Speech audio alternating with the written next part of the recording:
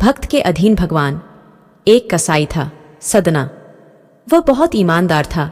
वो भगवान के नाम कीर्तन में मस्त रहता था। यहाँ तक कि मांस को काटते बेचते हुए भी वह भगवान का नाम ही गुनगुनाता रहता था। एक दिन वह अपनी ही धुन में कहीं जा रहा था कि उसके पैर से कोई पत्थर टकराया। वह रुक गया। उसने देखा एक काले रंग के गोल पत्थर से उसका पैर टकरा गया है। उसने वह पत्थर उठा लिया और जेब में रख लिया, यह सोचकर कि यह मांस तोलने के काम आएगा। वापस आकर उसने वह पत्थर मांस के वजन को तोलने के काम में लगाया। कुछ ही दिनों में उसने समझ लिया कि यह पत्थर कोई साधारण नहीं है। जितना वजन उसको तोलना होता, पत्थर उतने वजन का ही हो जाता है। धीरे धीरे यह बात फैलने लगी कि सदना कसाई के पास वजन करने वाला पत्थर है। वह जितना चाहता है पत्थर उतना ही तोल देता है। किसी को 1 किलो मांस देना होता तो तराजू में उस पत्थर को एक तरफ डालने पर दूसरी ओर 1 किलो का मांस ही तुलता। अगर किसी को 2 किलो चाहिए हो तो वह पत्थर 2 किलो के भार जितना भारी हो जाता। इस चमत्कार के कारण उसके यहाँ लोगों की भीड़ जुटने लगी। भीड़ जुटने के साथ ही सदना की दुकान की बिक्री बढ़ गई। ये बात एक सिद्ध ब्राह्मण तक भी पहुंची।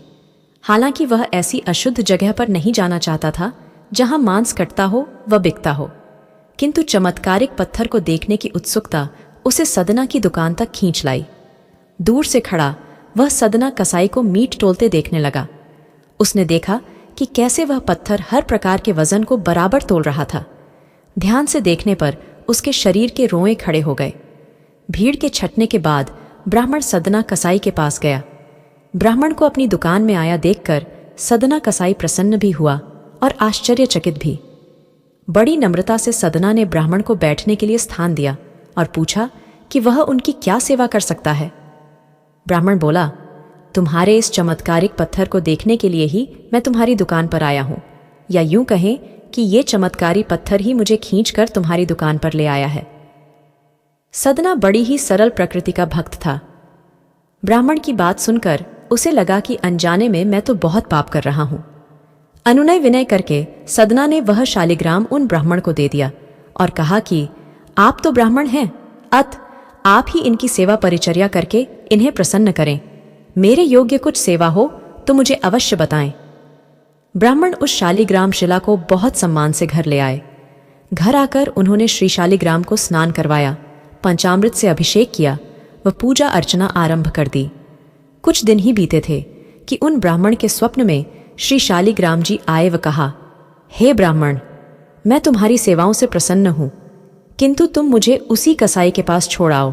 स्वप्न में ही ब्राह्मण ने कारण पूछा तो उत्तर मिला कि तुम मेरी अर्चना पूजा करते हो, मुझे अच्छा लगता है, परंतु जो भक्त मेरे नाम का गुणगान कीर्तन करते रहते हैं उनको मैं अपने आप को भी बेच देता हूं। सदना तुम्हारी तरह मेरी अर्चना नहीं करता है, परंतु वह हर समय मेरा नाम गुनगुनाता रहता है, जो कि मुझे अच्छा लगता है, इसीलिए तो मैं उसके पास गया था। ब्राह्मण अगले दिन ही सदना कसाई के पास गया। वो उनको प्रणाम करके सारी बात बताई। वह श्री शालिग्राम जी को उन्हें सौंप दिया। ब्राह्मण की बात सुनकर सदना कसाई की आंखों में आंसू आ गए। मन ही मन उन्होंने मांस बेचने खरीदने के कार्य को तिलांजलि देने की सोची और निश्चय किया कि यदि मेरे ठाकुर को कीर्तन पसंद है तो मैं अधिक से अधिक समय नाम कीर्तन ही करूंगा।